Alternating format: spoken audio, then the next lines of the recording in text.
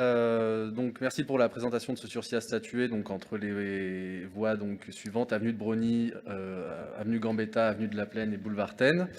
Bon, votre présentation, je dirais peut-être pas de tissu préservé. C'est vrai qu'on peut regretter que ce sursis à statuer n'ait pas été pris bien en amont, parce qu'aujourd'hui on est déjà sur un tissu qui a été bien entre guillemets endommagé et qui manque d'une réflexion globale sur en tout cas son aménagement et la manière dont il a été pensé ces dernières décennies.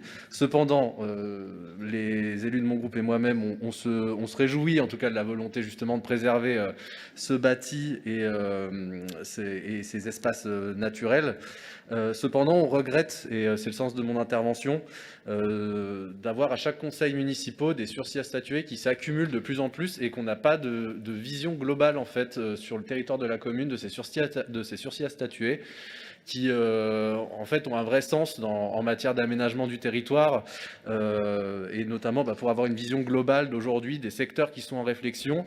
Et il nous semble important pour le bien de la collectivité et dans notre besoin d'adopter une vision globale des intentions de notre collectivité en matière d'aménagement du territoire, d'avoir une information un peu plus globale à un moment donné, que ce soit en commission ou même je pense en conseil municipal, ça peut être intéressant, de tous ces périmètres de sursis à statuer qui sont aujourd'hui existants sur la commune et dont je suis sûr ici que de nombreux élus ignorent.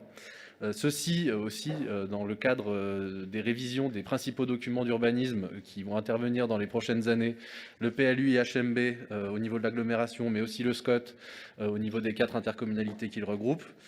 Où est-ce qui vont répondre à des questions cruciales, hein, où est-ce qu'on densifie, où est-ce qu'on préserve.